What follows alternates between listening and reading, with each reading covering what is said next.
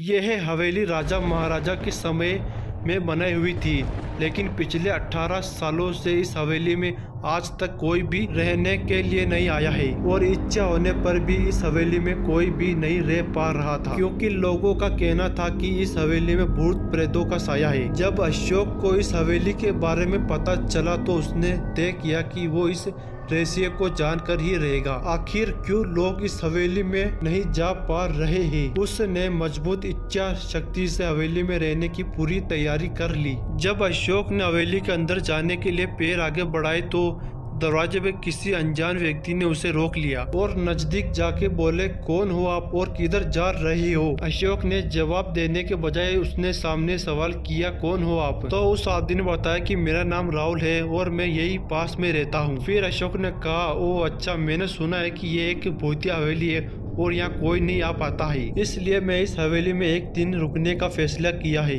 तो राहुल ने कहा, जी हाँ, आपने सही सुना है और आप भी अंदर मत जाइए, मेरी माने तो आप भी वापस लौट जाइए, यहाँ बहुत खतरा है। यह सुनकर अशोक खुश हो गया जैसे उन्हें कोई लॉटरी लग गई हो। राहुल ने उसकी खुशी को देखकर बोला, आप क्यों खुश हो रहे हो? आपको तो भूत का नाम सुनकर डर लगना चाहिए। शायद आपको पता नहीं होगा कि मैं भूत प्रेत में काफी दिलचस्पी रखता हूँ। अगर इस हवेली में भूत है तो मैं अंदर जरूर जाऊंगा और सारी सच्चाई का पता लगाऊंगा। इतना कहकर अशोक उस हवेली में चल गया। अंदर जाके अशोक ने अपनी बैग को साइड में रखा और हवेली के चारों ओर देखने लगा। सारे रूम भी चेक कर लिए थे। बाद में ड्राइंग रूम में आके सोफे पर बैठ गया। उसने वहाँ बैठकर दारू के 2-4 पैक भी पिए। वहीं अचानक उस रूम में लाइट का एक बल्ब चालू बंद होने लगा, लेकिन अशोक ने उस पर ध्यान नहीं दिया। थोड़ी देर बाद दूसरा बल्ब चालू बंद होने लगा, फिर तो हवेली के सारे लाइट चालू बंद होने लगी। यह सब देखकर अशोक अपनी जगह पे खड़ा हो गया और संपूर्ण स्वाचत हो गया। अचानक उसके सामने एक छोटा सा टेबल हवा में उड़ने लगा, करीबन 6 फुट हवा में ऊपर जाके गोल गोल घूमने लगा और बाद में अशोक की ओर तेजी से आने लगा। और अशोक ने तुरंत ही अपनी जगह बदल दी और दूसरी जगह चला गया और वह टेबल वहीं जाके गिर गया जहाँ अशोक खड़ा था। अशोक कुछ समझ पाता उतने में सोफे की सीट उसकी ओर आने लगी। वो जल्द खड़ा हो गया और छलांग लगा के दूसरी ओर कूद गया, जिसके कारण वो सोफा दीवार को टकराए और अशोक बच गया।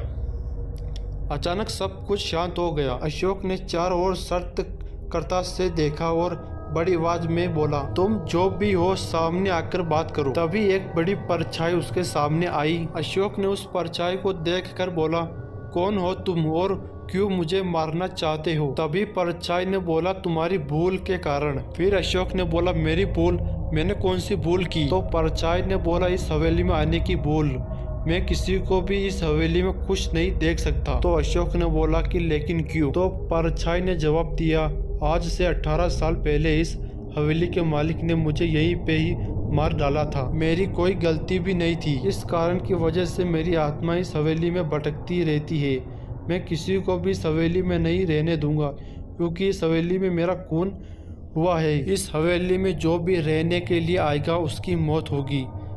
अशोक ने कहा, मैं तुम्हें अपने असली रूप में देखना चाहता हूँ। तो परछाई ने कहा कि मैं तुम्हें मारने से पहले मैं तेरी इच्छा अवश्य पूरी करूँगा। और उस परछाई ने एक भयानक दरमायाना रूप ले लिया। उसका चेहरा इतना भयानक था कि अशोक भी एक क्षण के लिए डर गया था, लेकिन दूसरी ही क्षण में उसने अपने आप पर काबू पा लिया था। बाद में अशोक ने अपनी जेब से सफ़ेद पाउडर निकाला और भूत पर फेंक दिया। भूत पर पाउडर पड़ते ही वो जलने लग गया। बड़ी बड़ी ज्वालाएं उड़ने लगी। वो बहुत जोर जोर से चिल्लाने लगा और बाद में पूरी तरह से जल गया। उसके बाद अशोक ने चैन से सांस लिया और वहीं पर सो गया। दूसरे दिन सुबह जब अशोक को सही सलामत हवेली से बाहर आते देखा, राहुल को आश्चर्य हुआ। तो राहुल ने अशोक से पूछा, तुम कैसे जिंदा हो? जब अशोक ने राहुल को कल रात की घटी घटना को पूरी तरह उससे बताया और बोला, अब ये हवेली भूतिया हवेली नहीं रही। तो दोस्तों, अगर आपको ये वीडियो अच्छी लगी हो तो वीडियो को लाइक करें और हमारे इस यूट्यूब चैनल